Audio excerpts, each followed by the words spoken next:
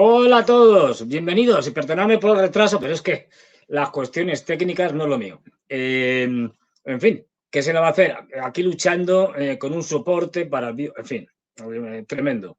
Y al final he podido el soporte para el vídeo, vamos, para la pantalla y tal, he podido hacer que esto no se caiga, espero que no se caiga, porque sería un desastre, pero vamos, cosas más peores me han pasado en la vida. Así que vamos a empezar porque hay muchas cosas, muchas cosas y muy interesantes, de las que no nos cuentan, ya sabéis. Y vamos a hablar de por qué Rusia va a ganar la guerra. Es algo que yo vengo diciendo desde 2022, desde que se inició la operación militar especial. Cada vez se apunta más gente, claro, bueno, pero éramos muy pocos lo que lo decíamos en aquel momento, aunque era obvio por razones objetivas, no por preferencias ni por deseos. En fin, pues vamos allá y vamos a intentar deshacer unos cuantos mitos sobre Estados Unidos, sobre lo que... Y vamos a intentar además explicar por qué la derrota de Ucrania y las consecuencias que eso trae para especialmente Europa, donde ya lo adelanto, ojalá me equivoque, pero todo apunta a que tenemos una guerra este año entre por lo menos unos cuantos países europeos de la OTAN y Rusia. Guerra efímera, porque los ejércitos europeos son ridículos y no tienen ni para aguantar una semana. Pero al final el desastre lo culminarán los europeos llevándonos, ya nos tienen hundidos económicamente, ya están con los recortes presupuestarios, porque claro, vienen los rusos y van a invadir hasta Gibraltar, es decir, van a invadir toda Europa, pues, que es absolutamente delirante, como iremos viendo. Y claro, y como iremos viendo también hasta el final, ¿por qué los europeos están tan terriblemente nerviosos? Así que vamos allá y vamos con unas imágenes sobre las que voy a ir explicando cosas. Ahí tenemos una imagen, a ver si se puede poner en grande, porque que me vean a mí el cabezón y tal como queda igual. Eso es, muchas gracias, Chaza. Chaza es el que hace que esto salga bien. O sea, porque si fuera por mí, esto es imposible. Así que muchas gracias a Chaza. Y, como dice Beatriz Pulido, que es un encanto. Ya sabéis, likes, me hacen falta muchos likes. Muchísimos, todos los que podáis. Muchas gracias. Bueno, este es un mapa, digamos, en el que se ve una parte de la Tierra, la parte que me interesa, y este es un mapa de la OTAN de la Guerra Fría. Lógicamente, en azul tenéis a Canadá, Estados Unidos y los que en aquel entonces, hacia los 80, que es cuando más grande fue la OTAN de la época de la Guerra Fría, de la confrontación con la Unión Soviética, estoy cogiendo porque si cojo la parte original sería de risa, pero bueno, cuando era más grande, hasta dónde llegó, ¿no? Y como digo, Canadá, Estados Unidos, España, que se unió en los 80, de manera absolutamente vergonzosa, pero se unió, al fin y al cabo, con un referéndum lamentable, ya veremos un día de esto. Portugal, el Reino Unido, Noruega, Islandia, Italia, Francia, Bélgica y los Países Bajos, y Turquía, y Dinamarca, y creo que no se me olvida ninguno más. Lo que me interesa aquí es que veáis la zona azul, no tanto la de Estados Unidos y Canadá, que esto sigue igual, como la europea, la parte europea. Fijaros hasta dónde llegan los aliados de la OTAN. Y Grecia, que se me había olvidado. Los aliados de la OTAN. En rojo es la Unión Soviética de los años 80 con el Pacto de Varsovia, con los países que estaban en el Pacto de Varsovia, y como sabéis eran la República Democrática Alemana, Polonia, Checoslovaquia, estaban unidas en aquella época Eslovaquia y la República Checa, y formaban un solo país, Checoslovaquia, Rumanía y Bulgaria. Yugoslavia y Albania, digamos que iban por libre, aunque fueran países comunistas. Del realismo, o socialistas, digamos, en vías a la construcción del comunismo. Bueno, pues atentos a eso. Es decir, este es el escenario que se planteaba la OTAN, ya digo, estoy poniendo la OTAN más grande de la Guerra Fría, en una lucha en Europa, que era para lo que se había creado. No hay que olvidar que el Tratado del Atlántico Norte se llama Atlántico Norte porque todo esto está en el Atlántico Norte, y lo que trata es, después de la Segunda Guerra Mundial, Europa se divide en dos cachos, en dos bandos, la parte occidental controlada por Estados Unidos y la parte oriental en el Pacto de Varsovia controlada por la Unión Soviética. Que conste, quienes primero empezaron con la remilitarización de Europa no fue la Unión Soviética, fue Estados Unidos.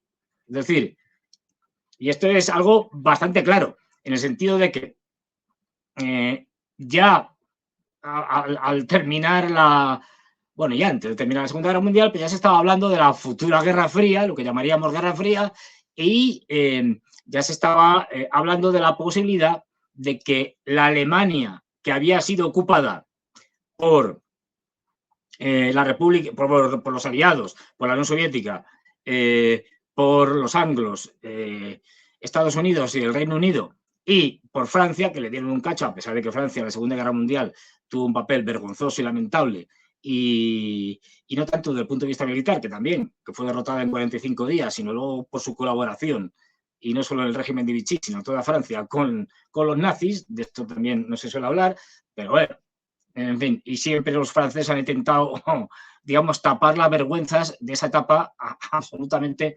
bochornosa y vergonzosa de su historia. Pero bueno, esa es otra historia, nunca mejor dicho.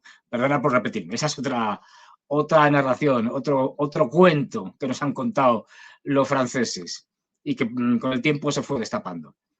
Ahí nos vendía la famosa resistencia francesa, que fue una porquería, y lo digo, digamos que a pesar de que un familiar mío estuvo en la resistencia francesa, bueno, estuvo muchas más cosas, y me consta que este familiar mío luchó mucho, tanto en la Guerra Civil Española como luego contra los nazis, como posteriormente cuando vinieron aquí con los maquis, cuando bajaron después de la Segunda Guerra Mundial y entraron por varios puntos de la geografía española. Bueno, que me enrollo, ya sabéis, uno de mis peores defectos. A lo que íbamos. Esto se había creado en la OTAN, el Pacto de Varsovia, por supuesto, se crea después de la OTAN, como respuesta a la OTAN y no al revés. La República Federal Alemana es una creación de Estados Unidos para formar un Estado, digamos, barrera, límite, tapón, que sirva para frenar un posible ataque de la Unión Soviética y que le dé tiempo a Estados Unidos a traer tropas, pues fundamentalmente a España, que sería una especie de retaguardia profunda, dentro de lo que cabe. Y ya digo, Alemania era algo meramente una creación, es una creación de Estados Unidos hasta ahora. De ahí que se entienda perfectamente que el canciller Scholz pues le devuelven los gasoductos Nord Stream 1 y Nord Stream 2 y no diga nada. Porque es una criatura hecha por Estados Unidos, con lo cual es una prolongación en el sentido de que es un mecanismo con forma de país, con forma de Estado independiente, pero que en realidad es un títere, es ya digo, en geopolítica internacional es alguien que depende completamente de Estados Unidos, que es quien la ha creado, no lo olvidemos. Es quien crea la República Federal Alemana y hace, porque no tiene constitución como tal, su ley fundamental. Es decir, luego les da todo.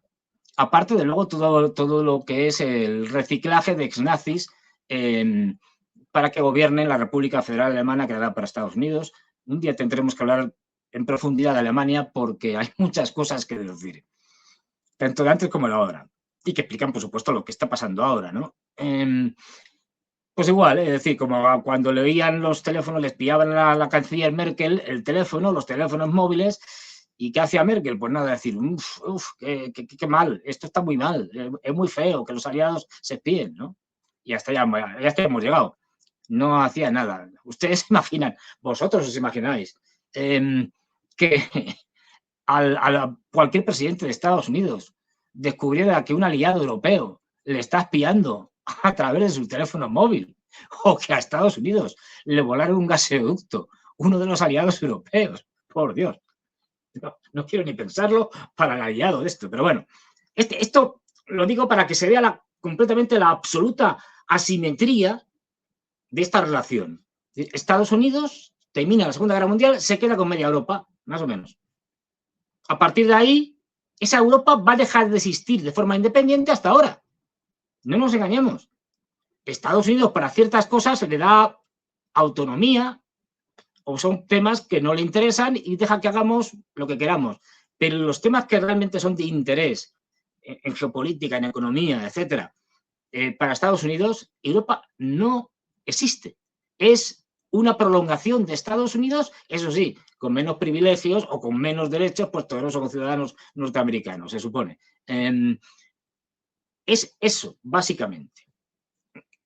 ¿Qué es lo que pasa con esto?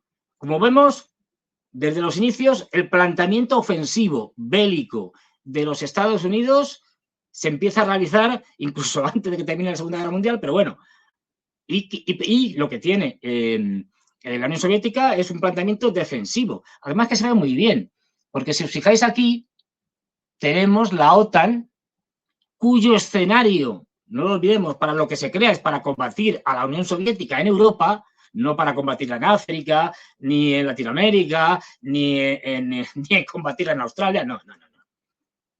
Se crea para exclusivamente como respuesta a una hipotética invasión de la Unión Soviética en el teatro europeo, no para otra cosa. Pues bien, vemos que además de esto, otros aliados de Occidente o occidentalizados, más o menos, depende de cómo se vea, son Australia, es decir, los famosos 5 ojos. 5 ojos, como sabéis, se llama a una alianza que hay especial de intercambio de información, de inteligencia, de espionaje, que son, digamos, el mundo de los anglos blancos. Lo que no son blancos, ya sabéis, no, ahí no cuentan nada, porque el mundo anglosajón es muy racista. Es enormemente racista. Con esto no estoy diciendo que el resto de Europa, la Europa de Borrell, la Europa del jardinero Borrell, no es racista, que lo es, y mucho, pero esto lo son aún más. Pues bien, los 5 ojos lo componen países que fueron colonias británicas, pero que son mayoritariamente o fueron mayoritariamente colonias blancas o de mayorías blancas. Es decir, Canadá, Estados Unidos, el Reino Unido como padre de la criatura original, Australia y Nueva Zelanda. Estos tienen una red especial de intercambio de información y no solo espían a sus enemigos, sino también a sus amigos como los europeos. Bien, dicho esto, es decir, aparte de los europeos y estos australianos, neozelandeses, pues luego meteríamos en el otro lado a Japón y a Corea del Norte. Perdón, a Corea del Sur, ¿qué digo? A Corea del Sur, por favor, a Corea del Sur. Con lo cual, y Taiwán, con lo cual veríamos también en ese momento Filipinas, etcétera. Veríamos que tenemos una Unión Soviética que estaba rodeada, es decir, había como 2 frentes, uno en la parte europea y otro, que no se ve aquí bien, en la parte asiática de la Unión Soviética, por la península de Kamchatka, hacia Vladivostok, donde tenía abajo Corea del Sur, Japón, Taiwán, Filipinas, y todo ello con bases norteamericanas. Había bases norteamericanas, por supuesto, en Corea del Sur, después de la guerra de Corea, hay, bueno, y sigue habiéndolas, hay bases norteamericanas todavía en Japón, hay en Taiwán no hay bases, pero bueno, ha sido siempre un aliado histórico de Estados Unidos, y en Filipinas hubo bases durante toda la Guerra Fría. Hubo un periodo en el que las relaciones no fueron tan cordiales, pero actualmente con Ferdinand Marcos, el hijo, han vuelto a ser muy estrechas y Filipinas se coloca a la vanguardia del ariete norteamericano contra China. Pues bien, lo que vemos aquí, por lo tanto, es que frente a lo que nos contaban de que, uy, fíjate la Unión Soviética, qué grande es y tal, sus aliados y tal, no, la Unión Soviética, a pesar de ser muy grande, estaba encorsetada por aliados de Estados Unidos que la rodeaban desde diferentes puntos, sobre todo desde lo que podríamos llamar el frente occidental, Europa, y el frente oriental en todo lo que serían la zona de islas desde Japón y, bueno, aunque no es una isla, pero como si lo fuera, Corea del Sur, por Taiwán, Filipinas, Indonesia incluso, hasta llegar hasta Australia. Bien, pues ahora vamos a pasar a la siguiente, y esta es muy interesante también. ¿Por qué? Porque es la OTAN de ahora, actual, la de hoy en día. ¿Y qué vemos? Bueno, pues vemos a Estados Unidos y Canadá, están ahí igual, pero vemos la famosa ampliación de la OTAN. Fijaros que a todos los países que os he dicho antes hay que añadirle los más recientes de todos, Finlandia y Suecia. Anteriormente, bueno, los bálticos, es decir, que eran parte de la propia Unión Soviética, Estonia, Letonia y Lituania. Hay que añadir lo que era el antiguo Pacto de Varsovia. La República Democrática Alemana se la tragó, fue directamente anexionada por la República Federal a través de una serie de referéndums, pero anexionada. O sea, no, esto que nos vendieron de la unidad alemana, no, nunca hubo unidad alemana. Una parte se quedó con la otra. Eso no es unidad. Unidad es cuando dos se cogen y llegan a un acuerdo y se unen. No, aquí no hubo unidad. Lo que hubo es digamos, pues eso, un tragarse a una casi ocupación política de la República Federal Alemana, que se anexionó, esa anexión democrática, pero anexión de la República Federal Alemana, que se anexionó la República Democrática Alemana. Todavía, fíjate, han pasado muchísimos años y las diferencias entre los habitantes alemanes del occidente, es decir, de lo que era la República Federal Alemana, y los de la antigua República Democrática Alemana, la parte comunista del Pacto de Varsovia, todavía las diferencias entre ciudadanos de un lado y del otro se notan, a pesar de que en teoría todos son iguales ante la ley, y eso ha causado muchas tensiones durante mucho tiempo. Bueno, pues además de esto, estaba, por supuesto, Polonia, estaba está, que no estaba antes en la foto anterior, en el mapa anterior, Polonia, está Bulgaria, está Rumanía, está, que se han dividido, pero bueno, es decir, la República Checa y Eslovaquia, antiguamente Checoslovaquia, está Hungría, que además hay países de lo que era la antigua Yugoslavia, que no estaba, Yugoslavia era en ese sentido un país autónomo, independiente, y además uno de los fundadores de los países no alineados, ¿no? Con ninguno de los bloques.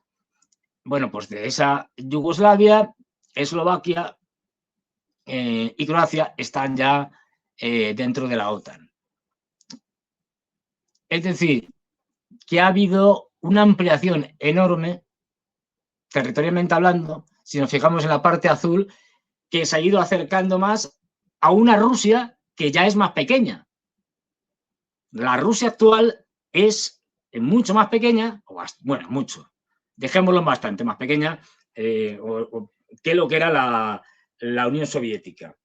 Y me refiero solo a la Unión Soviética, no al Pacto de Varsovia, sino, bueno, es decir, porque de ahí salieron un montón de repúblicas, tanto las citadas bálticas como en el Cáucaso, como en Asia Central, y eso le quitó importantes zonas o territorios que antiguamente pertenecían a la Unión Soviética. Es decir, que nos encontramos, y esto es fundamental para entender ahora, una OTAN ampliada, supuestamente mucho más poderosa, ha ganado miembros, ha ganado territorio, profundidad estratégica, ha puesto bases en un montón de sitios, entre ellas, por ejemplo, en Kosovo, que tiene la mayor base europea, es decir, y ha ido empujando, arrinconando, y se ve muy bien en los mapas, a una Rusia que en principio estaba de acuerdo en bueno, cerrar, vamos, lo que fue la Guerra Fría, después de su implosión, después de su derrumbe, y no tenía ninguna intención de tipo militar o expansionista para nada. Esta cosa pues no estaba en condiciones. O sea, esto no es cuestión de pensamientos subjetivos, sino es que objetivamente no estaba para nada. De hecho, los 90, como sabéis, fueron unos años terribles para Rusia, donde la corrupción, la mafia, las mafias, el desgobierno de Yeltsin y, bueno, y anteriormente de Gorbachev, todavía en la Unión Soviética, el desastre económico, la privatización de un país que no olvidemos, que era un país socialista o comunista, es decir, un país donde no había propiedad privada. Esto fue un asunto atraco a los rusos, donde una minoría de oligarcas, una minoría de terratenientes se quedaron con todo. Es decir, aquello fue, vamos, lo peor de lo peor, hasta el punto de que cualquier ruso de la idea o de la ideología política que queráis, si le preguntáis por los años 90, te dirán que fueron los peores que han conocido en su vida y en su historia. Aquello fue un desastre. Ya digo, sin precedentes. Es decir, bueno, para no enrollarme con esto, la cuestión aquí importante es que una OTAN fortalecida, ampliada, con más territorio, con más hombres, claro, que aportan, aunque no sean muchos, pero que aportan los nuevos estados pertenecientes a la OTAN, con más armas. Bueno, pues, se enfrenta actualmente, ahora, a Rusia en Ucrania. Entre otras cosas, porque la OTAN ha querido seguir ampliándose para mantener esa presión y ese cerco, que se ve muy bien, ese cerco sobre lo que es actualmente Rusia. El detonante final, como todos sabéis, ha habido conflictos en el Cáucaso, como el de Georgia, en el que tuvo que intervenir en Rusia en favor de Osetia del Sur y de Abjasia. Ha habido otros conflictos, como en el caso de Siria, con la intervención rusa en Siria ya fuera de lo que era el espacio soviético o postsoviético, pero lo importante aquí es esa presión, ¿no? Y ese intento desde la desaparición de la Unión Soviética por continuar la política de presión, de trituración de lo que fue el heredero de la Unión Soviética, de Rusia. Heredero legal y en todos los aspectos. Pues bien, igual, por el otro lado, aunque no se ven, siguen sus tradicionales aliados orientales, Corea del Sur, Japón, Taiwán, Filipinas, bueno, Australia, etc. Es decir, que en esa presión que le ponen por todos los lados a Rusia, desde el primer momento, uno de los elementos claves, y lo dice, por ejemplo, uno de los grandes teóricos norteamericanos, y para mí un soberano imbécil, porque me he leído sus libros, es decir, no es una cuestión que Zbigniew Brzezinski, bueno, pues una de las cosas que decía es que lo que hay que hacer es presionar a Rusia fundamentalmente en la parte europea con Ucrania. Ucrania es la clave. Quien controle Ucrania, si la controla la OTAN, Rusia la tendrás en jaque. Y si Rusia controla Ucrania, entonces tendrá ahí una posibilidad, un colchón, una capacidad de acceso al Mar Negro y tal, que de la otra manera sería imposible. De ahí la importancia de Ucrania, geopolítica y geoestratégica, perdón, y lo que estamos viendo ahora. Y por eso Rusia no podía aceptar una Ucrania en la OTAN. Es simplemente suicida. De ahí que sea algo existencial para Rusia. una Ucrania en la OTAN supone tener bases norteamericanas o de la OTAN, me da igual, es decir, en la propia Ucrania, al lado, por ejemplo, de Kiev, a 5 minutos de vuelo de un misil para que caiga en Moscú. Y estamos viendo cómo se la gastan ahora mismo los ucranianos en el tema de lanzar todo tipo de cosas contra los rusos. Además, sin ningún tipo de precisión, etcétera. Da igual que maten población civil y estas cosas. De hecho, se prefiere matar población civil siempre que sea posible, porque eso crea pánico, crea, digamos, migraciones hacia otras partes de Rusia, etcétera. Pues bien, esta macro-OTAN que decidió, porque fueron ellos los que empujaron a Ucrania con el títere Zelensky a su servicio y compañía, es decir, y sus camarilla que controla Ucrania, que los utilizaron para lanzar ya definitivamente Ucrania contra Rusia, la que generaron este desastre que es ahora mismo esta guerra, ¿no? Rusia no tuvo más remedio que lanzar lo que ellos llamaron una operación militar especial, incluso habiendo negociado antes con Estados Unidos, que es con quien hay que negociar, porque ya digo, Ucrania no pinta nada, son títeres, lo pintan muy poco, diciendo que con que Ucrania no perteneciera a la OTAN con las garantías suficientes, es decir, con garantías donde se pudiera comprobar que efectivamente no estaban metiendo soldados de la OTAN ni creando bases a escondidas, ¿no? O rearmando Ucrania, etcétera, con una no entrada en la OTAN, los rusos hubieran estado prácticamente contentos si hubieran firmado un acuerdo. Estados Unidos se negó. Es decir, Estados Unidos no quiso nunca un acuerdo con Rusia. Estados Unidos, desde principios de los 90, lo que ha querido es la destrucción de Rusia. Por eso ha empujado a Ucrania contra Rusia y la ha utilizado y la está utilizando contra Rusia para debilitarla. El ideal de Estados Unidos sería el trocear de nuevo a Rusia, como se troceó a la Unión Soviética, de tal manera que pudiera explotar sin problemas los gigantescos y enormes recursos naturales que tiene Rusia, desde la madera hasta el gas y el petróleo, pasando pues, de todo, diamantes, oro, níquel, es decir, realmente una riqueza, como digo, extraordinaria. Bien, pues eso es lo que querrían. Y eso es lo que obviamente Rusia no estaba dispuesta a hacer. A partir de ahí se provoca, ya digo, la guerra contra Rusia y empieza la operación militar especial.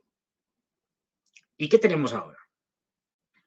Pues ahora tenemos que esa OTAN, que había sido creada para luchar en Europa y diseñada y articulada para eso, durante un par de décadas más o menos, se dedicó fundamentalmente a otras cosas que no tenían nada que ver con la misión originaria de la OTAN, hacer la guerra en Irak, en Afganistán, a bombardear Libia, a tal. Es decir, esto tanto fuera directamente con las siglas de la OTAN o fuera sin ellas, ¿no? A destrozar Serbia con sus bombardeos, etcétera. Bueno, ya digo, se dedican a estas cosas, muchas de ellas, como veis, en sitios que para nada, vamos a Afganistán considerar europeo, me parece a mí que es forzar mucho la cosa, pero bueno, 20 años de guerra y el gran logro de Estados Unidos en Afganistán es haber conseguido dejar el país peor de lo que estaba anteriormente, cuando ellos entraron en el 2001, en el final de lo que era la guerra de los talibanes contra la Alianza del Norte. Esto tiene su mérito. Quiero decir, pocos casos podemos encontrar en la historia bélica en los que un país, superpotencia mundial, luchando contra un pueblo casi de la época medieval, es decir, con armas ligeras, fuera no solo derrotada tras 20 años de ocupación, sino que además dejara al país peor que estaba cuando los talibanes gobernaban casi todo el país, menos una pequeña parte, Badajoz, que estaba ocupada por la oposición militar, la Alianza del Norte. Es decir, esto es una cosa extraordinaria, vamos, no se puede hacer peor. Bien, como digo, y esta es la clave de todo. Resulta que, a pesar de la propaganda en los grandes medios de comunicación occidentales y decir que vamos a ganar al principio, que Ucrania va a ganar, que Rusia está a punto de derrumbarse, que a Putin le han matado 7 veces ya, que, bueno, todo tipo de barbaridades, tonterías, la realidad se impone, la realidad siempre se impone. Y ahora ya han tenido todos que aceptar, y ya lo reconocen hasta el propio Zelensky, que Rusia va a ganar. Esta guerra era obvio que Rusia la iba a ganar. ¿Por qué? Pues por muchas razones. Un día, si acaso, si queréis, ya lo hablaremos. Si queréis, vamos enumerando tranquilamente durante un vídeo todas las múltiples razones por las que Rusia iba a ganar y Ucrania tenía que perder. No tiene nada que ver con preferencia, ni con lo buenos que son unos, ni en los malos que son otros, ni nada de esto. No, tiene que ver con demografía, como hemos contado muchas veces. Es decir, 145, 146, 47 millones de habitantes Rusia,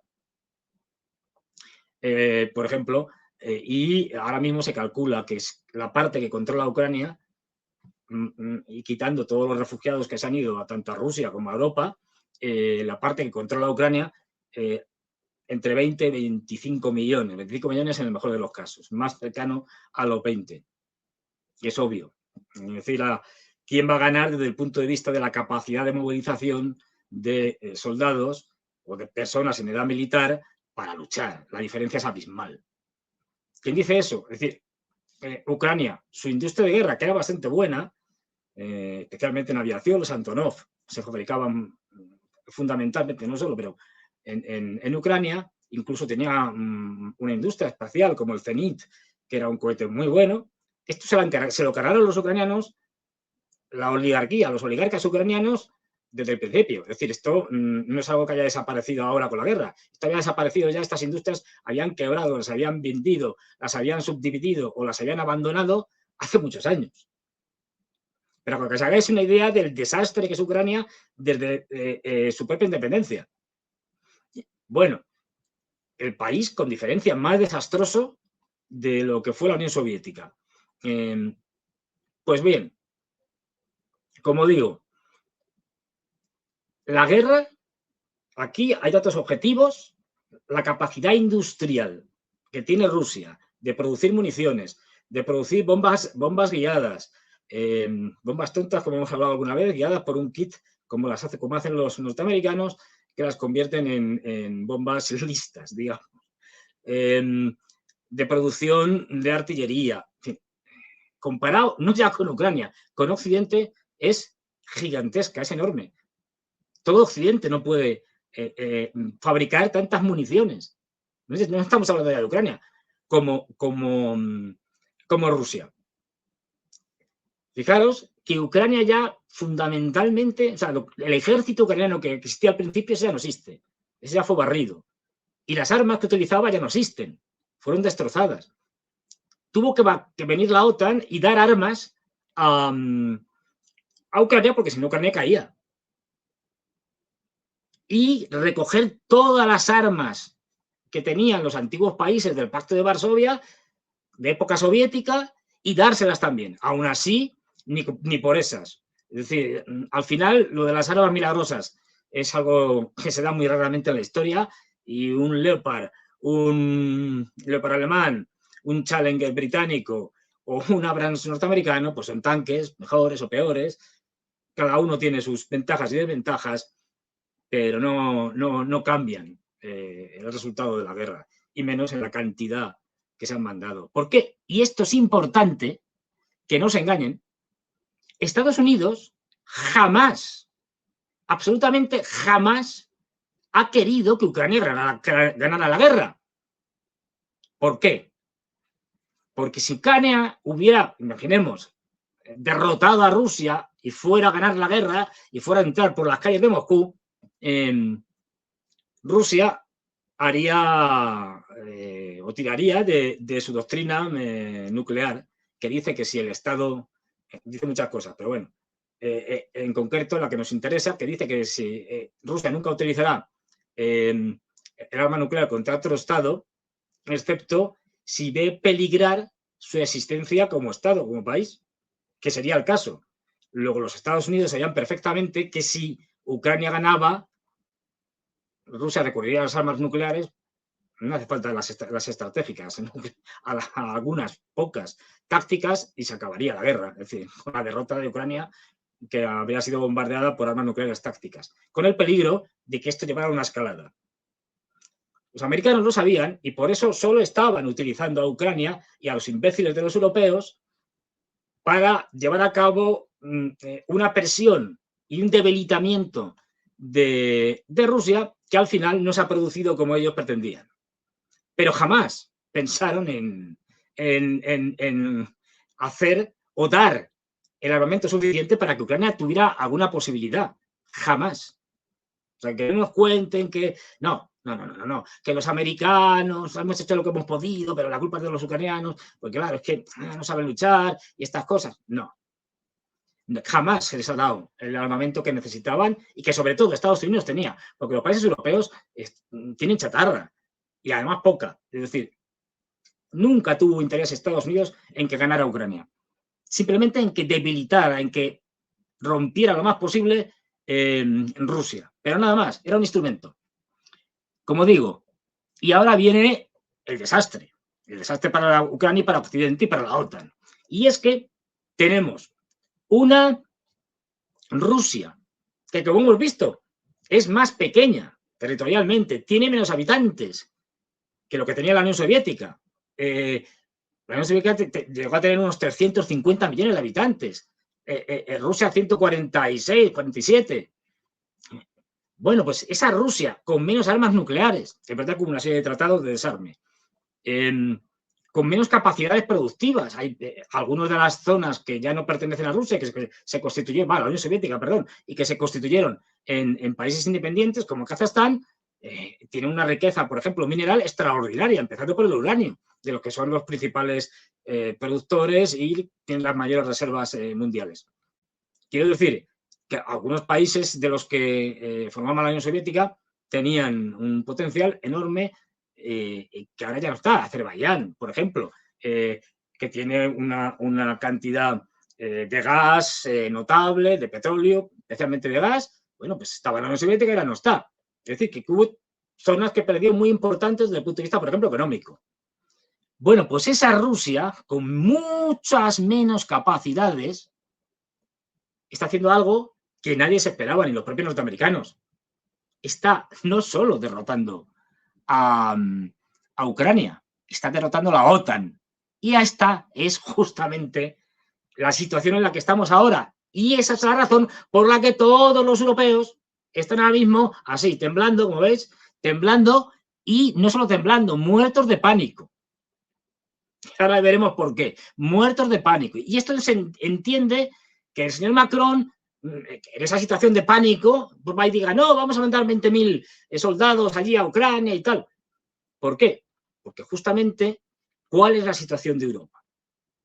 Europa, cuando empieza la guerra, empieza a poner sanciones a lo bestia, sin saber las consecuencias que tenían esas sanciones, como reconoció una ministra de Finanzas sueca que hace el año pasado, que dijo que, bueno, hemos puesto sanciones, pero así, porque había que ponerlas, pero no sabemos las consecuencias que tienen, si son buenas o son malas para la Unión Europea. ¿En manos de quienes estamos? Unos impresentables, en el mejor de los casos. Bueno, pues empiezan a poner sanciones y al final lo que se ve, como no saben lo que hacen, como son unos irresponsables y una panda de pues eso, de analfabetos impresentables, ¿qué es lo que hacen? Cargarse la economía de Europa, que ya estaba bastante tocada, todo hay que decirlo. Nunca Europa jamás salió, digamos, definitivamente de la crisis de 2008, de la famosa crisis que empieza, digamos, oficialmente con la quiebra de Lehman Brothers en Estados Unidos. Jamás. Y no solo eso, sino que ahora ha rematado la faena y ha hundido a Europa en la peor de las situaciones desde la Segunda Guerra Mundial. Un logro extraordinario, tanto económicamente como en otros muchos aspectos. Y ahora veremos qué está haciendo Europa y por qué está en pánico. Ya tenemos una Europa que con esas sanciones que impuso a Rusia se ha perjudicado de una manera extraordinaria.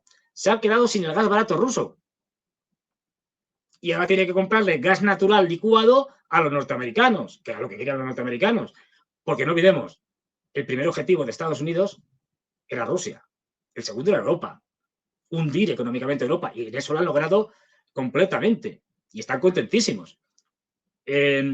Como digo, ellos le venden gas natural licuado a unos precios mucho mayores que los del gas ruso y un gas, por cierto, bastante peor calidad porque viene de la fracturación hidráulica, del fracking, que el gas ruso. Pero bueno, no solo eso, como están con la propaganda de la amenaza rusa, de que Rusia va a invadir Europa y no solo va a derrotar a Ucrania, sino que además pues va a invadir hasta Gibraltar, todo. Pues hay que comprar armamento, claro, hay que defenderse ante esa agresión. Y ¿quién le vende a Europa el armamento? Estados Unidos. ¡Qué casualidad! Otro gran negocio hecho con la destrucción de Europa. Fantástico. Los norteamericanos están frotando las manos diciendo, oye, estamos contentísimos. Siguiente. ¿Qué hacemos? Es decir, pues cogemos y a los europeos les hacemos una ley, ya que están en una crisis tremenda, la ley porque no pueden competir debido al gas caro de los norteamericanos, que por cierto, no satisface todas las necesidades de Europa. Ese gas natural licuado que nos venden no da para poder suministrar todo el gas que necesita Europa. Lo que ha llevado a Europa a que tenga que hacerse trampas y comprarle gas a los rusos a través de la India o China, eso sí, mucho más caro, en fin, algo realmente psicodélico. Es decir, lo de los europeos es realmente para traspasar el ámbito de la geopolítica, digo, de los líderes europeos, y que llegar ya al ámbito de la psiquiatría, de la psicología, porque esta gente está bastante mal de la cabeza, ¿no? Y además se podría hacer un análisis y demostrar que esta gente son psicópatas, narcisistas, etcétera, etcétera. Aparte de que estén ahora mismo muertos de miedo. ¿Por qué? Porque tienen una crisis social en la mayor parte de los países enorme.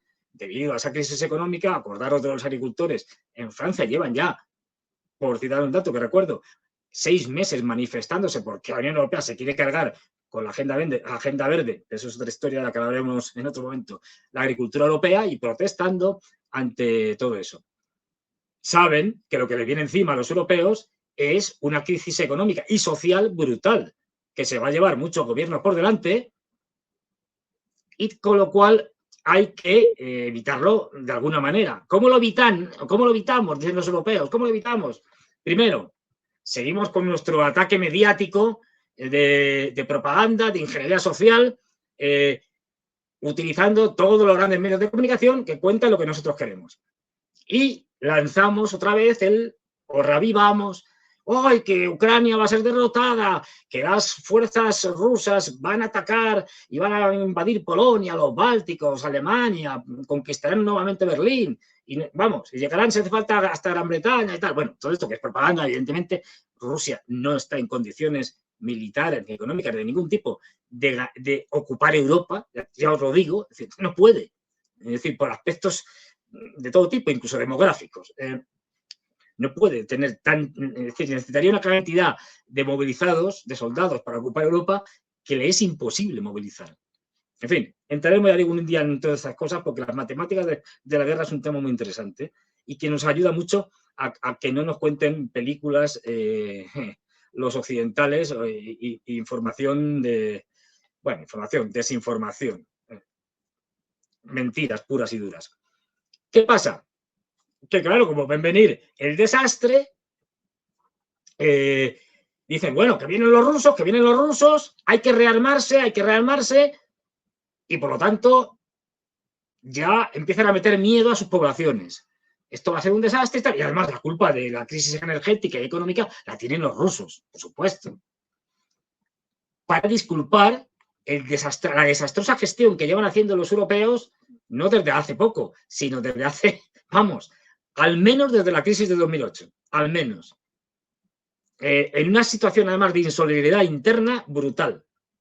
Pues bueno, ahora, utilizando propagandísticamente a Rusia, van a intentar justificar dos tipos de medidas ante el desastre que han generado ellos mismos. La primera, como vienen los rusos, vamos a... Y claro, tenemos que armarnos para defendernos de los rusos y subir los presupuestos de defensa al 4%, pues no queda más remedio que hacer políticas de austeridad. Esto no suena, ¿eh? Políticas de austeridad, como las que tuvimos ya antes. Es decir, lo sentimos, como dijo Borrell en su momento, pero ayudar a Ucrania significa que habrá que hacer menos escuelas y menos hospitales. Y como dijo la ministra de Finanzas finlandesa, dijo, a ver, esto, como vienen los rusos, pues habrá, ya no podremos subir las pensiones, incluso no podremos congelarlas, habrá que bajarlas, van a bajar las pensiones, esto ya es el colmo. Es decir, bueno, pues todo ese tipo de medidas antisociales y que lo que solo la puedes hacer no con una, si le metes el miedo en el cuerpo de que vienen los rusos a la gente y con una propaganda brutal. ¿Y qué es lo otro que van a hacer? Echándole las culpas, claro, a Rusia. Es decir, como vienen los rusos, y los rusos ya sabemos que el KGB, acordaros de la época de la Unión Soviética, el KGB, que por cierto, el KGB sigue existiendo, pero en Bielorrusia, se llama así. Pero bueno, el FSB, que es los servicios secretos internos, y el SVR, los externos y tal, estos, con lo potentes que son, todos los países seguro que están llenos de agentes secretos rusos, ¿no? Tal. Bien, pues claro, esto, y de propagandistas rusos, ya sabéis que la capacidad de propaganda de Rusia es, bueno, muchísimo mayor que la occidental. No he visto gente más incapaz para la propaganda que los rusos. Y lo digo que yo estoy allí y tal, y hablo con ellos, y tengo muchos amigos rusos y rusas, incapaces. O sea, el tema de hacer propaganda y estas cosas, no es que se le den mal, es que no se les da. O sea, que si hay alguien inútil para esto son los rusos. Para su desgracia. Pero bueno, con lo cual, nada, cero patatero. Bueno, pues ¿qué van a hacer aquí? Claro, para evitar esa intoxicación de los medios prorrusos, no hay medios prorrusos, no les dejan. En YouTube la censura es constante, es fundamental. Y cada vez que hablas de ciertas cosas que no les gustan sobre esta guerra u otras, te censuran. La censura ya está impuesta en toda Europa. Para aquellos que estáis fuera de Europa, en Latinoamérica, por ejemplo, que sepáis que hablar de ciertos temas... Hay dos categorías en Europa ahora mismo, por simplificar. Una, ciertos temas de los que nadie puede hablar en público, de los que yo no hablo, por ejemplo. Esos no se pueden tocar. Si lo tocas, tendrás muchos problemas. Nadie se atreve con eso.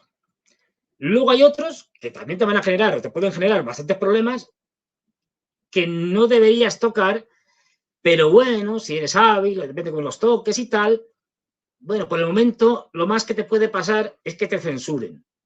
Es decir, que simplemente, pues bueno, por supuesto, los grandes no te van a sacar, ni te van a hacer, vamos, no vas a asistir para ellos, y en medios como YouTube y tal, pues si dices alguna cosa así inconveniente, pues ya cogen y te lo censuran, te lo desmonetizan, etcétera. Por cierto, no olvidéis, me gusta porque la cosa aquí se está poniendo muy difícil el poder hablar con libertad.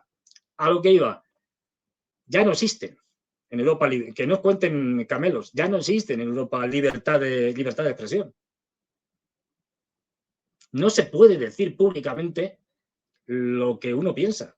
Tenga razón, no la tenga, sea la idea más lúcida y maravillosa del mundo, o sea una estupidez.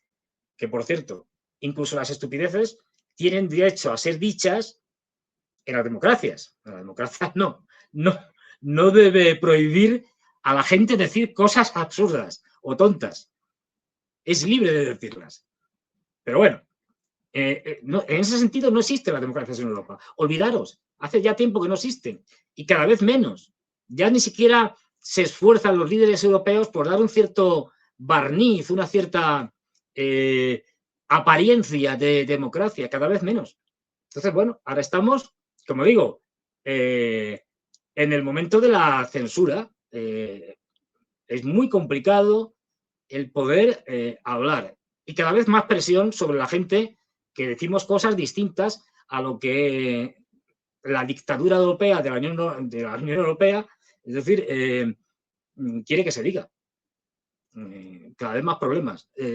Así que por eso os pido los me gusta, no solo para mí, sino para toda la gente que tiene opiniones críticas, porque es posible que dentro de, no sé, quién sabe, un año a lo mejor ya no sea posible vernos, porque nos censurarán completamente. Esta es la situación en la que estamos y en la que se dirigen esas democracias europeas que lo que caminan es hacia regímenes totalitarios que quieren controlar a sus poblaciones aprovechando digamos, el miedo hacia esos rusos que vienen. Esperemos que esto al final no lo consigan y les salga mal la jugada. Pero esto es por lo que los europeos ahora están en modo pánico, porque saben que tienen una crisis económica que va a ser devastadora, generada por ellos mismos, y que, por lo tanto, bueno, pueden tener unas protestas, bueno, ya se están teniendo, unas protestas sociales tremebundas, y para eso necesitan un enemigo externo al que demonizar, Rusia, y la represión interna justificada por también por los malvados rusos que nos quieren intoxicar con su desinformación y, por lo tanto, hay que reprimir, eliminar la libertad de expresión y otras libertades relacionadas con ella. Esto es en lo que estamos. No nos engañemos. Esta es la realidad. Luego ya veremos lo que pasa. Dentro de 10 años, pues no lo sé. Pero por el momento este es el camino que llevamos. Y bueno, aquí quiero poneros para que la siguiente imagen, a mí esta me gusta mucho. He querido ponerla porque para que veáis, porque es como muy simbólica, si la veis ahí en el centro, bueno, está el señor Borrell, que como sabéis es el máximo representante de la Unión Europea para la política exterior y de cooperación y tal. Bueno, el señor Borrell como representante, como símbolo de la Unión Europea, con una bola del mundo que tiene ahí, y a mí es que me recuerda esta Unión Europea que representa al señor Borrell, con esa bola del mundo, a una famosa película de Charles Chaplin, el grandísimo actor, que se llama El Gran Dictador. Y que, bueno, hay una escena ya que es inmortal, famosa, en la que Charles Chaplin juega con una bola del mundo, con un globo terráqueo, que lo echa para un lado, lo echa para otro y lo manipula alegremente porque el mundo es suyo. Bueno, pues esta simboliza muy bien. Este tipo de pensamiento no ha terminado en Europa, se ha prolongado y la Unión Europea es, digamos, la organización que ha recogido este pensamiento imperialista. No olvidemos lo que era Europa a principios del siglo XX, un montón de imperios, una parte imperios europeos, otra imperios coloniales, como los franceses, los británicos, los italianos, etcétera, que terminaron pegándose entre ellos en una cosa que se llama la Primera Guerra Mundial por sus luchas imperialistas, los alemanes, etcétera.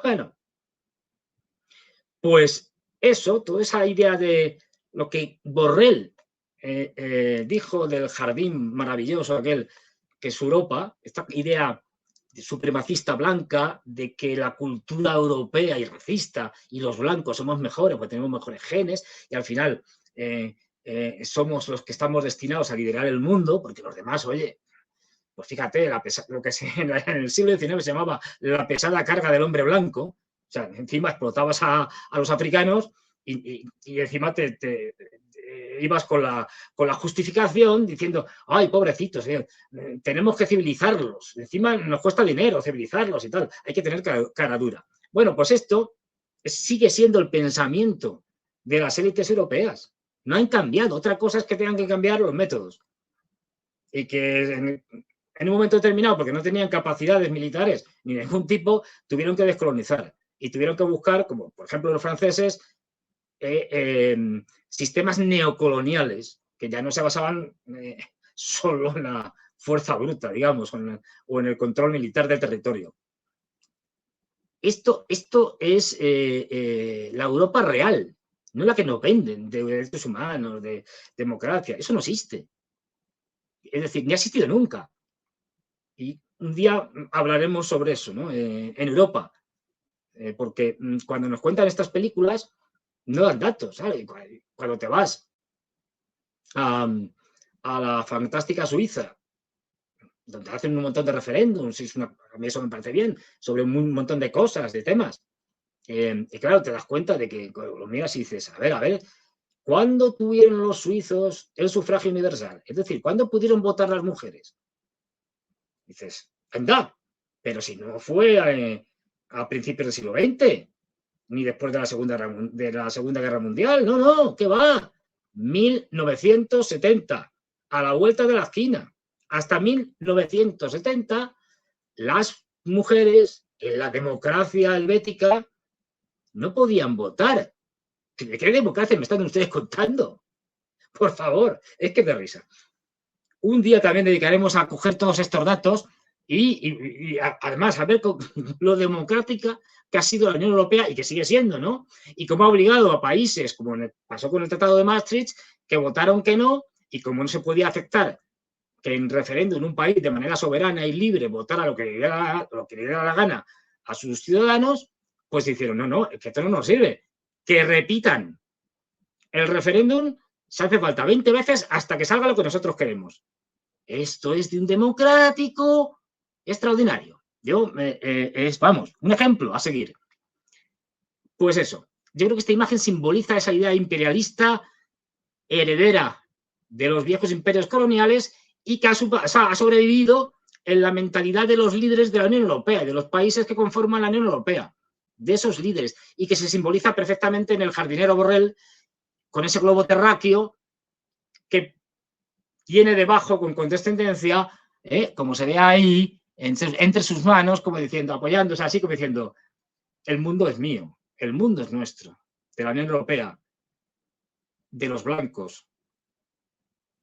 ¿Por qué? Porque somos superiores, porque somos el jardín de Borrell y los demás sois, lo siento decirlo, lo dijo Borrell, es decir, le estoy citando, los demás sois la jungla. No os servís. La extraordinaria cultura desarrollada por Europa jamás la podréis desarrollar el resto del mundo. ¿Por qué? Porque somos superiores. Y verá que esto de somos superiores racialmente, culturalmente y tal, ¿os suena a algo que hubo en los años 30 en un país, digamos, de lengua germánica? Y no quiero decir más porque luego pasa lo que pasa, cada vez es más difícil hablar, en fin, pero me entendéis, y que luego pues fue un actor clave en la Segunda Guerra Mundial, que terminó invadiendo la Unión Soviética. Pues eso, se parece mucho a eso.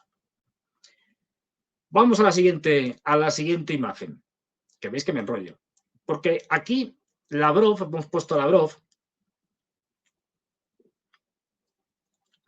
que es un gran profesional de la diplomacia, hoy ha hecho una entrevista muy interesante, habla de muchas cosas, ha dicho cosas que luego veremos y que Rusia, le pongo además en tanto que diplomático y jefe de la diplomacia, para compararlo con la agresividad y la absoluta falta de diplomacia y de moderación, como ejemplo de que Rusia, no nos engañemos, a pesar de las tonterías que nos cuentan y de las mentiras, la exquisita moderación de Rusia en la guerra en Ucrania, lo que ellos llaman la operación militar especial, moderación hasta extremos inconcebibles hasta ahora en la guerra. Una, digamos, precaución, prevención extraordinarias. ¿Por qué? Porque ellos son plenamente conscientes de la que se puede liar.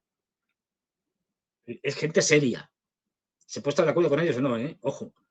No estoy diciendo aquí nada de que uno tenga que tener las mismas posiciones políticas que el gobierno ruso, no, pero gente seria. Y se dan cuenta que la guerra de Ucrania hay que tratarla de manera exquisita. ¿Para qué? Para evitar que escale. Porque la guerra de Ucrania no ha sido nunca la guerra de Ucrania, como hemos hablado antes, es la guerra de la OTAN. Y aquí viene el gran problema al que nos tenemos que enfrentar en este año. Y seguramente a finales del verano. Veremos. Como todo el mundo da, como ya lo sabe todo el mundo, quiero decir, ya ni el más fanático lo defiende, que Ucrania va a ser derrotada, y además con una derrota dura en el campo militar, lo que está haciendo ahora básicamente el ejército ruso, pero cada vez con más potencia y cada vez con más fuerza, como hemos hablado otras veces, es terminar acabando con lo que es las unidades ucranianas en la línea del frente. Ucrania apenas tiene ya reservas, tiene comprometidos soldados, por ejemplo, en otras partes, porque tiene que guardar fronteras, etcétera, pero apenas tiene reservas, lo que obliga a que cuando avanzan, por ejemplo, en el sector de Avdiivka, no en Avdiivka, que de hecho está tomado, ahora mismo hay un avance importante y una capacidad de destrozar a Ucrania de manera tremenda, porque los rusos ya son más soldados, allá hay más soldados rusos en la guerra de Ucrania, no como al principio, que ucranianos, y porque además hay dos elementos que están destrozando al ejército ucraniano, que cada vez está más demoralizado. Y eso, que el ejército ucraniano ha combatido y está combatiendo mucho mejor, a pesar de sus generales, que son un desastre, mucho mejor que lo haría cualquier ejército europeo. Ojo, me imagino a los alemanes haciendo, vamos, combatiendo, es que ni me lo imagino, o a los franceses, o en fin, cualquier país, da igual. Sería de risa. Pero bueno, ahora mismo la industria de guerra que hemos hablado antes, que tenía y que tiene Rusia, que no es comparable, fijaros lo que voy a decir, que parecerá atrevido, ni siquiera comparable con la de Estados Unidos, en el sentido que la actual industria de guerra es superior a la norteamericana. Cuando digo superior, se va de industria, de capacidad de producción, no de innovación tecnológica, que eso es otra cosa. Capacidad de producir armamento, del tipo que sea. Esto a Estados Unidos no le llega ni a la sombra, es decir, a la misma Rusia. Los europeos ni os cuento, es decir, vamos, de risa. Bueno, pues ellos saben, los rusos son plenamente conscientes de que la derrota de Ucrania, como digo, es una derrota de la OTAN. Y por lo tanto ya también es algo existencial para la OTAN. Porque como hemos hablado desde el principio, si la OTAN, que fue creada para luchar con alguien más potente, más poderoso que era la Unión Soviética en el teatro europeo, es derrotada por un país menos potente que era la Unión Soviética, como Rusia, en el propio teatro europeo, derrotando ya no solo al ejército ucraniano, sino a los soldados de la OTAN que están allí, en Ucrania, como reconoció el propio canciller Scholz, que británicos y franceses estaban allí peleando en Ucrania, que simplemente se habían quitado las insignias del uniforme y que estaban manejando los sistemas de armas complejos, que son incapaces de utilizar los ucranianos porque esas cosas no se enseñan en una semana ni en un mes. Como si en un momento determinado entran los famosos F-16, que no van a cambiar nada, no lo van a pilotar los ucranianos, lo van a pilotar los europeos, los norteamericanos, porque a eso no le enseñas a alguien, vamos, ni en 6 meses. Es decir, 6 meses tendría que ser un fuera de serie, al menos un año. Es decir, no nos engañemos. Y eso lo ha dicho Lavrov en la intervención, luego lo veremos. Ha dicho Lavrov que ellos saben perfectamente, por ejemplo, y hablando de Francia, de que Francia está allí con soldados, desde el principio prácticamente, que la OTAN está allí con soldados luchando codo a codo con los ucranianos. Lo que pasa es que ellos han mirado para otro lado, ¿por qué? Por esa precaución, por esa prevención, para evitar la escalada. Cosa que es lo que quieren la banda de enloquecidos ucranianos que dirigen ahora mismo el país, Zelensky y compañía, y muchos países europeos, y ahora hablaremos de ello. Pasamos a la siguiente foto. Ahí, bueno, esto simplemente para deciros que Rusia no solo está, digamos, bueno, el tema de combate y tal, sino que está cambiando ese giro que hizo Asia, que es anterior a esta guerra lo ha pronunciado, lo ha hecho más fuerte. El corredor que veis aquí, fijaros, el futuro que nos espera Europa. Nos vamos a quedar con una especie de península de Asia absolutamente dejada de la mano de Dios. ¿Por qué? Porque las rutas, esas rutas habituales de diferentes países europeos que llegaban desde los países nórdicos y pasaban por el Canal de la Mancha, etcétera, luego el Mediterráneo, ahí también los barcos de los países mediterráneos se unían, todos estos pasaban por el Canal de Suez y por el Estrecho de Bab el-Mandeb, como los americanos, en su genialidad, están gestionando la guerra israelo-palestina de una manera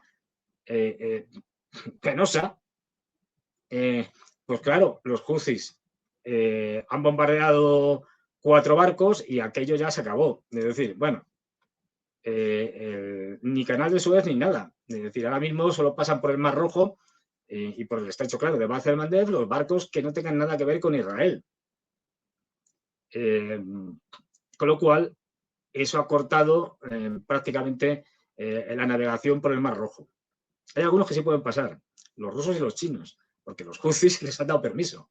En fin, no olvidemos, estamos en una guerra mundial. No, esto no es una guerra aquí, otra allá, no, todo está conectado. ¿Qué hacen los rusos? ¿Qué ya van haciendo? Porque esto se lo veían venir y lo están terminando. El corredor norte-sur de distribución, el corredor económico norte-sur, que como veis desde San Petersburgo, llegando al Caspio, baja hasta Irán. Ahora mismo uno de sus grandes aliados.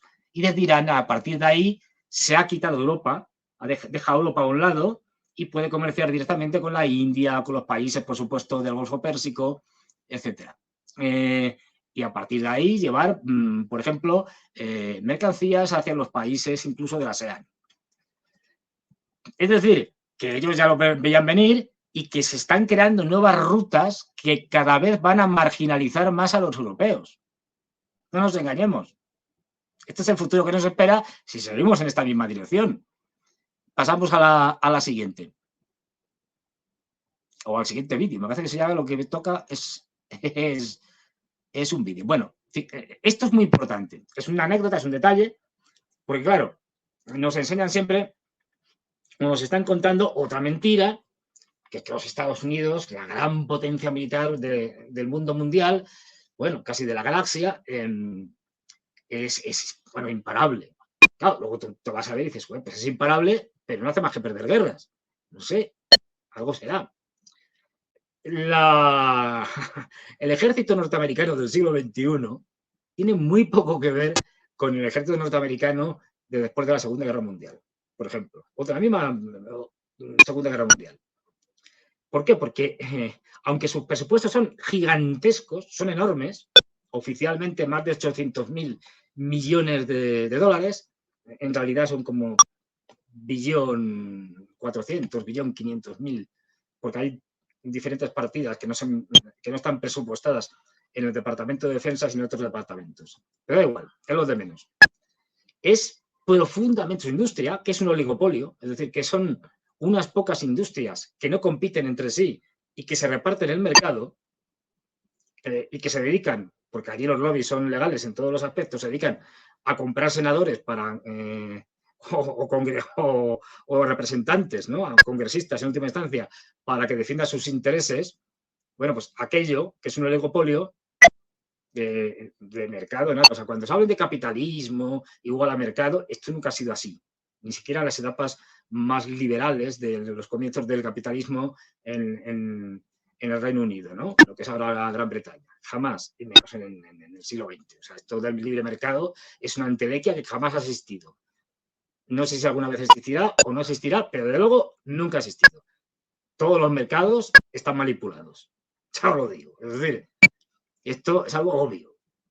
Bueno, pues si hay alguno que está especialmente manipulado y que los oligopolios lo controlan todo, es el del armamento, de las industrias de armamento. Aquel que Eisenhower nos avisó, Eisenhower, un general, es decir, que comandó a las fuerzas aliadas occidentales en la Segunda Guerra Mundial, algo sabría de esto, digo yo, y presidente de Estados Unidos, al finalizar su segundo mandato, dijo, ojo, que lo que estoy viendo es que se está creando un complejo militar industrial que antepone sus intereses a los de los ciudadanos norteamericanos, incluso pone en peligro la propia democracia. Bueno, ya no la pone en peligro, porque ya no existe, ya se la ha cargado. Es decir, ahora esto, es decir, el complejo militar industrial norteamericano, que es un oligopolio de unas pocas empresas, Raytheon, Boeing, General Dynamics y algunas más, o sea, esto es muy poca gente, se reparten todo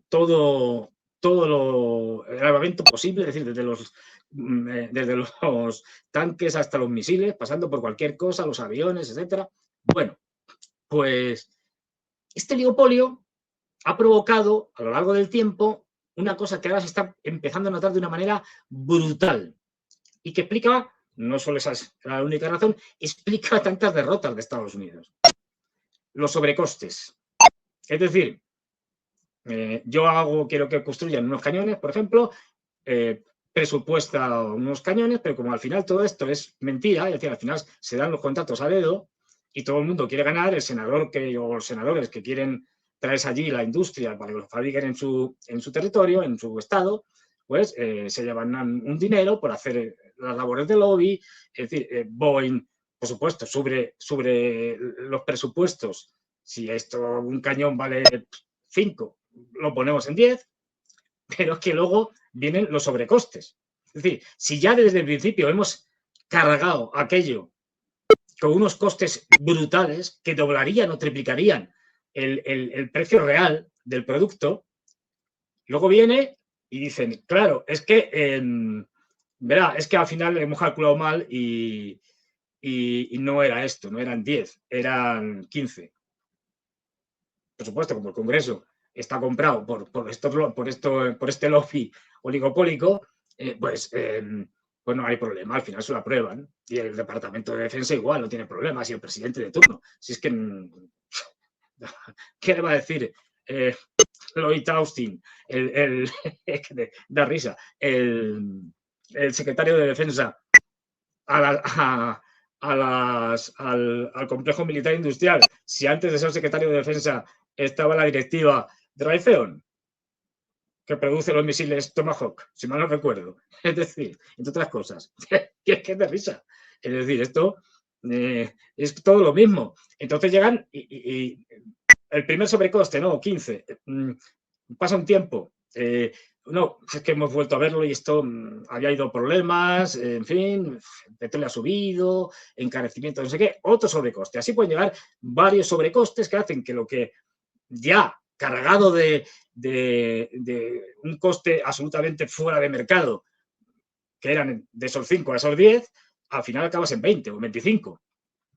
Con lo cual es absolutamente despilfarrador el sistema norteamericano hasta el punto de que hace que de esos 800.000 o más de 600.000 millones de dólares, muchos se tiren a la basura. Bueno, perdón, no se tiran a la basura también, pero la mayoría, muchos simplemente vayan al bolsillo de las grandes corporaciones, de los políticos, etcétera, pero a sus bolsillos, y que no sirven para fabricar nada, ni una bala de una pistola, nada. Eso lo hace tan ineficaz. La otra, hay muchas más razones. La otra razón que lo hace ineficaz es que, como no tengo que competir, porque todo está dado ya a dedo y está más o menos repartido y apalabrado, como no tengo que competir, tampoco tengo que cumplir con los, digamos, plazos que me han dicho. Entonces vienen los retrasos. No, es que, mire usted, es que, vale, no, pero ya sé que tenía que entregárselo después de que firmamos el contrato a los 2 años, pero es que ha habido retrasos, pues, un montón de cosas que ya sabe usted. Vale, venga. bueno, en un año más se lo tengo todo. Pasa el año y claro, sigue habiendo retrasos. Bueno, es que la geopolítica, la economía, la crisis del petróleo, lo que sea, da igual, ¿no? Se ponen excusas y tal, no ha sido posible y tal. Venga, otro retraso. Claro, algo que estaba a lo mejor presupuestado y para que las primeras entregas de un avión o de un tanque o de lo que fueran a los 5 años, por ejemplo, al final terminan entregándolo a los 10 o a los 15. Es decir, ha habido casos en los que se ha tardado tanto que el sistema de armas se ha quedado obsoleto. Con deciros esto, es decir, bueno, es que esto ya no sirve. Es el caso en parte de los F-35, ¿no? Que experimentaron unos sobrecostes y unos retrasos espectaculares y encima luego, como no hay que cumplir, es decir, como tampoco va a pasar nada especialmente grave si tú no consigues que el armamento, como no hay competencia, el armamento no funcione, como le pasa a los F-35, o funcione mal y siga teniendo unos problemas de software y de hardware tremendos, pues no pasa nada. Nos encontramos que al final el despilfarro tremendo del complejo militar industrial norteamericano lleva a que su ejército no es lo que nos cuentan. Porque buena parte de esos más de 800.000 millones de dólares no van a lo que tenían que ir. Luego tienen un armamento de peor calidad que se ha ido degradando poco a poco, en menor cantidad, cada vez tienen menos, su capacidad de producción, como se está viendo en municiones o en misiles, es muy limitada. Pero es que, claro, esto da todo igual. Es decir, al final todo esto es una mafia entre políticos y el complejo militar industrial. Eso lo convierte en enormemente ineficaz. Por eso, los norteamericanos, no es solo por esa razón, pero es una de las razones importantes en este siglo XXI por las que pierden guerras. No es la única, pero esto se está viendo de una manera brutal en Ucrania. Y quiero que veáis un vídeo de este señor, que es un congresista, y lo que dice. This, Mr. Secretary, is a bag of bushings.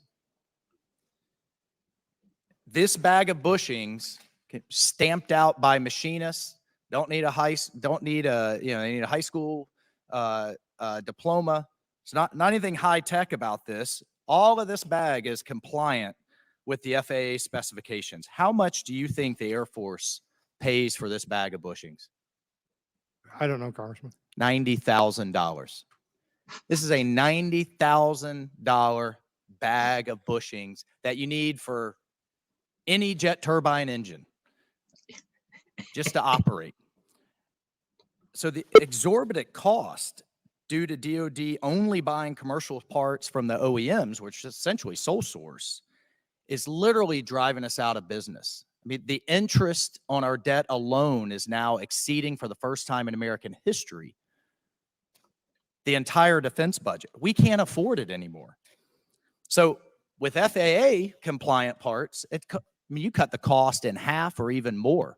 So my question is, why can't, these are commercial birds out there. By the way, it has all kinds of implications for contested logistics when you can access commercial parts in the middle of a war, potentially in the Pacific. Why can't we use FAA compliant? It's this safety standard leader in the world. Why can't we do that? I don't know a reason why we couldn't. I'm familiar with some of the issues you're trying to raise here from my previous position. Yeah, I know you are. That's why I'm asking you. Yeah, Defense Logistics Agency used to report to me. That's where we do a lot of our parts acquisition. And we had an issue when I was there with people gouging us, basically charging us too much for parts. And we ended up, I think, in court over it. What can we, just in the interest of time, Secretary, come back to us? How can this committee help you fix that? We literally can't afford the modernization, the recruiting, the basing, everything we need if we're paying $90,000 for a bag of bushings. I work with Dr. LaPlante on this because it's a systemic issue, and again, most of the parts buying is done through DLA. But you have the largest fleet of commercial birds that. Well, right. You've got the Ferraris, but these are the pickup trucks. And we should just be able. What we have to be able to do is challenge the prices. We have to have knowledgeable buyers who can understand when they're getting a ridiculous price and go in and ensure that they get. Let's work aided together on that. I justified just price. need, in the interest of time, I just want to move again to the recruiting and the Genesis program. I have here a quote that was given during the Air and Space Forces Association Air Warfare Symposium that basically says, if you do the math, you're somewhere in the ballpark of 5,600 folks that we could have likely brought on if they weren't waiting on a medical approval, right? And now you have a program that digs into Bueno. medical records. And so a kid who took Yo creo que ya podemos ver lo que ha ejemplificado lo que había dicho. Al final, el congresista que ha puesto en aprietos al representante del Departamento de Defensa y tal, si fijáis, el hombre estaba mirando para abajo diciendo, joder, la que me está cayendo y de aquí no salgo, vamos, vivo. Y no sabía qué decir, ¿no? Pues claro, es que tenga usted en cuenta que, claro, las circunstancias hacen que las cosas tengan que hacerse de una determinada manera, vamos, no decir nada. Esa bolsita, que son una especie de mecanismos que hay para... muy simples, o sea, que no es tecnología punta, es una tecnología muy sencilla para unir piezas metálicas, etcétera. Al Departamento de Defensa le costaba una bolsa, así, $90.000. Comprado en el mercado de verdad, en la calle, digamos, las mismas piezas, ya digo, de tecnología muy simple, no tienen nada especial, valían $90. ¿Entendéis lo del despilfarro, no? Y por eso el congresista le está poniendo verde diciendo, pero ustedes no pueden seguir así no vamos a ninguna parte. Seguramente el congresista también está metido en algún lío, pero bueno, da igual. Para que veáis que no es que lo digan los rusos, los malvados chinos, no. 90.000 por algo que cuesta eso, 9 pavos, como dice aquí nuestro compañero, a ver, porque cada día veo peor, estoy más ciego. Permacultura en Extremadura. Claro, aquí os podéis dar cuenta de lo ineficaz, del robo tan grande que es la industria militar norteamericana, como militar industrial, y de cómo se despilfarra a manos llenas. Con lo cual, ese presupuesto de más de 800.000 millones, en la práctica, o sea, el presupuesto real, pero lo que se utiliza para hacer cosas, digamos, útiles, armamento, etcétera, preparación de soldados, entrenamiento, comida, tal, no sé qué, suministrar todas las cuestiones logísticas que sean necesarias, eso es un despilfarro, pero brutal. Claro, luego nos encontramos con que pierden guerra, claro, ¿cómo no la van a perder? Es decir, si la mayor parte de su presupuesto se va a estas cosas, o sea, es una ruina, es insostenible. Esa es una razón importante por la que Estados Unidos no se va a meter. No es la única, ¿eh? La nuclear es fundamental también, o clave en última instancia, la más importante, por lo que no se va a meter en una guerra contra los rusos, porque su capacidad de producción es ridícula en comparación con la capacidad industrial de los rusos. Esto no quiere decir que los rusos no tengan problemas, ni que no haya corrupción en la industria militar, pues claro que la habrá, como en todas las industrias militares, y como en todas las industrias en general, sean militares o no. Esto es algo extendido en el capitalismo por todos los lados, pero una cosa es tener ciertos niveles de corrupción, otra cosa es que la corrupción sea la parte más importante del presupuesto. Es decir, esto ya supera lo increíble. Si alguien piensa que los norteamericanos, imaginemos, esto ya digo, es imposible, ¿no? Por datos objetivos, si los rusos atacaran, ocuparan Europa, si alguien piensa que los norteamericanos van a venir a defender a los europeos, se equivoca muchísimo. No lo van a hacer, mucho menos a los ucranianos. Los van a dejar tirados. Otra cosa es que el actual departamento, la actual administración Biden quiera sostener el chiringuito que tienen montado con Zelensky en Ucrania hasta después de las elecciones, para después de las elecciones deshacerse de ese problema, porque no olvidemos, el año que viene es el año de China. Y de esto hablaremos en el siguiente. Tenemos aquí un pequeño apunte a lo mejor al final. En el siguiente charla. Es el año de China. Cuando digo que es el año de China, es que si hay una cosa en la que conservadores y demócratas, a pesar de sus rifirrafes y tal sobre el tema, están de acuerdo, es que el número uno que va a destronar al actual número uno, es decir, el challenger, el que desafía y el que va a conseguir derrotar a Estados Unidos industrialmente, tecnológicamente, en innovación, en costes, es decir, es China. Y eso lo saben. Y por eso llevan ya atacando a China de múltiples maneras. En esta guerra híbrida que tienen lanzada contra ellos, aranceles con Trump, sanciones tecnológicas tremendas con Biden y remilitarización de toda la región, impulsar a los japoneses, otro país que fue recreado por Estados Unidos porque fue ocupado después de la Segunda Guerra Mundial y Japón no le puede decir que no a Estados Unidos en nada. Si tienen que hacer el kamikaze como nación, lo harán. Bueno, pues todo eso, como digo, claro, ahora hace que Estados Unidos diga, no, yo, que los europeos apañen.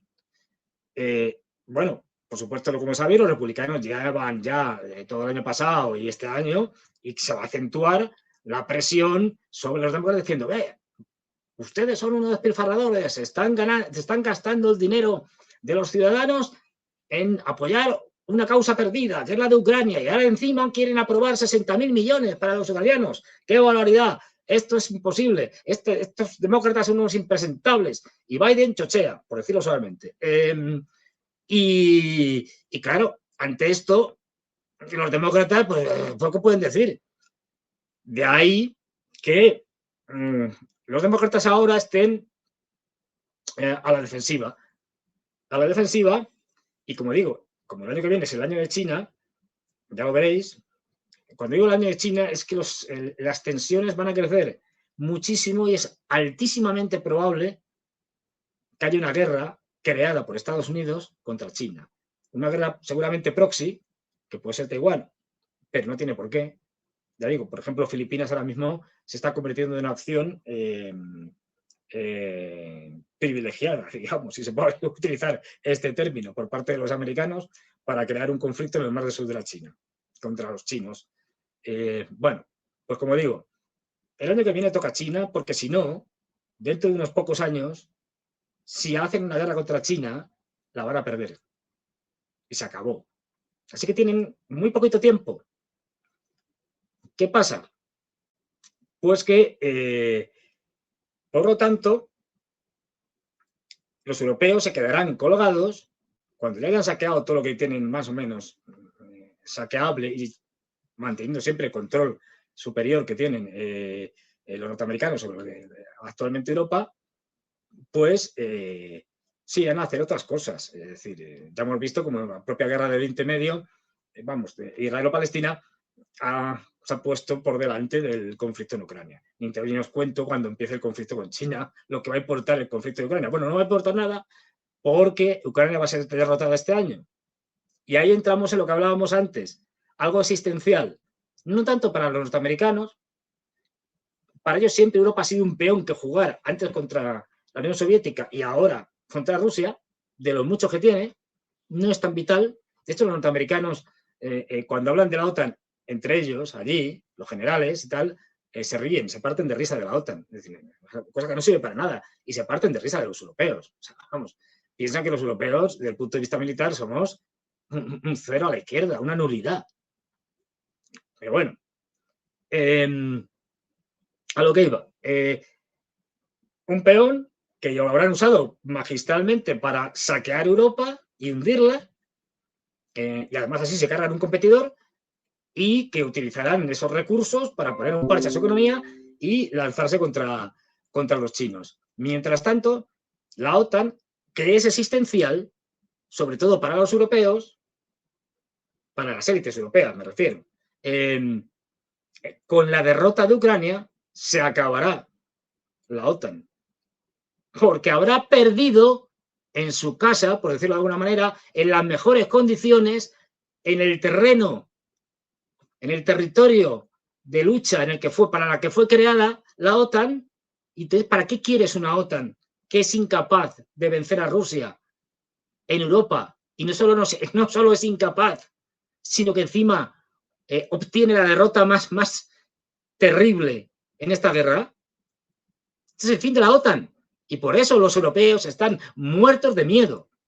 Porque eso supone la pérdida de privilegios, la pérdida de cargos. No olvidemos que las grandes organizaciones como la OTAN tienen una gran cantidad, o como la Unión Europea, una gran cantidad de gente trabajando allí en diferentes niveles que tiene intereses en permanecer en esta institución porque vive de ella. Algunos como simples trabajadores, pero luego una élite que vive de repartirse miles de cargos. Estos no están interesados en que se aparezca la OTAN. Y estos además se benefician de lo que creían que era la ayuda de Estados Unidos y el paraguas nuclear de Estados Unidos y tal, y por eso ahora están muertos de miedo. Y por eso Macron y otros muchos van y dicen, vamos a ir a la guerra contra Ucrania. No lo dicen así, pero bueno, vamos a ir a apoyar a los ucranianos, tal, y vamos a mandar 20.000 hombres. Resulta estupidez, con 20.000 hombres no dura ni una semana. Pero bueno, vale, es decir, y vamos a relevar, no vamos a luchar con los rusos, no, claro, y vamos a relevar a los, por ejemplo, a los tropas que hay ucranianas que están en la frontera con Bielorrusia, por si pasa allí algo, y que vayan allí también al frente a que los maten los rusos. Pues esta es la historia real. Y lo que vamos a ver es el colapso y la rendición incondicional de Ucrania este año, seguramente a finales de verano. Eso Biden no lo quiere. Trump, por supuesto, que está encantado. Es decir, porque sería, vamos, no tendría que hacer ni debates electorales, vamos, estaría perdido. De todas formas, tenemos ahí una incertidumbre tremenda con lo que puede pasar en la carrera electoral norteamericana. Puede pasar cualquier cosa. Incluso que el presidente Biden bueno, el presidente Biden no decide nada, es un señor que chochea. Y ¿para qué vamos a hablar? No, en fin, como ahora veremos, para finalizar. El presidente Biden no pinta nada, es la gente de Obama, Blinken, Sullivan, etcétera, todos son gente de Obama, en última instancia es Obama el que pinta más, corta el bacalao allí. Esta gente va al desastre electoral más tremendo, y lo saben. Con Biden no pueden ganar. ¿Qué van a hacer? No lo sé, pero desde luego están dispuestos a todos, incluido a hacer una guerra, o incrementar, o digamos caotizar una región que les produzca beneficios y que un presidente en guerra pueda ser ahí apoyado por la población norteamericana, o cualquier otra cosa, o asesinar a Biden, perdón, a Trump. Pues como digo, no sería el primer presidente que asesinan en Estados Unidos, los propios norteamericanos. Todo el mundo sabe que a Kennedy se lo cargó la CIA. Pero empezando por los propios norteamericanos, que les preguntas y dicen, pues sí, se lo cargó la CIA. Bueno, a lo que iba. Estados Unidos, el gran peligro mundial, dejaros de otras cosas, yo entiendo que las cosas locales que influyen más inicialmente, en principio, lo que hace tu alcalde, lo que hace tu gobierno, pero como Estados Unidos, que puede acabar este año en una guerra civil, tiene muchas papeletas, y no son las de votar, que puede acabar en una guerra civil. Vamos a ver, porque esta peligrosidad es enorme. Estamos hablando de una potencia nuclear que está en decadencia, un imperio que está en decadencia. El resultado de esa decadencia es peligrosísimo, porque en un determinado momento se van a tomar decisiones más irresponsables aún de las que se toman ahora. No nos engañemos, no creáis que los Estados Unidos, y menos este Estados Unidos, planifica todo, tiene un plan A, un plan B, un plan C. No, como dijo Kamala Harris en la conferencia de Múnich este año, cuando le preguntaron ¿y si lo de Ucrania no sale? Y si pierden los ucranianos, ¿cuál es el plan? ¿Cuál es el plan B? Y dijo, no tenemos plan B. Y es que es verdad, no tienen plan B. Ese es el drama. Quiero decir, que esta panda de impresentables, de ignorantes, de analfabetos. Es decir, no tienen plan B. Y como gente no seria, como son psicópatas, nos pueden llevar, no olvidéis, la doctrina del destino manifiesto norteamericana, Estados Unidos como el gran líder mundial designado por Dios para conducir al mundo hacia la prosperidad, etcétera, etcétera. Todo este tipo de ideología que está muy arraigada en los líderes de Estados Unidos, y muchos se lo creen, así de claro, bueno, pues la van a llevar al extremo, en una situación de decadencia en la que saben que la pérdida militar, la derrota militar, puede suponer una crisis que termina acabando con el dólar, y si acaba con el dólar, se acabó Estados Unidos. Pueden perfectamente, digamos, que huir hacia adelante y para sostener el dólar, mantener una nueva guerra o incrementar una de las que ya hay o directamente atacar a China, por ejemplo. Vamos a ver qué pasa, pero ya digo, estamos, y con esto cierro la parte, digamos, propiamente seria y pasamos al último vídeo. Estamos en el momento más peligroso de la historia universal. No, al último vídeo, al de Biden. Chata, por favor. De la historia humana. Y tenemos a este gran hombre, a Biden, que dijo, no sé si lo podéis leer, pero Biden estuvo contando que un tío suyo, ahí lo pone, que un tío suyo fue muerto en el año 44, si mal no recuerdo, por las cercanías de las costas de Nueva Guinea, y se lo comieron los caníbales, de que oís. Luego, buscando, lo que se ha encontrado es que al tío de Biden, sí, tuvo un problema con su avión y tuvo que aterrizar de emergencia por esa zona, pero que se sepa, no se lo comieron los caníbales. Este señor, fijaros ya cómo está. Bueno, la última es que a su tío se lo comieron los caníbales de Nueva Guinea. ¿Qué se le va a hacer? Oye, tendría mucha hambre, porque para comerse al tío de Biden, con todos los respetos, en fin, debía ser una cosa tremenda. Vamos, imaginaros comeros a Biden, que no digo yo que haya que comérselo, cuidado, pero como que no. Pues esto es lo que tenemos. Muchas gracias por estar aquí. Los likes, sabéis que necesitamos los likes. Y con esto me despido.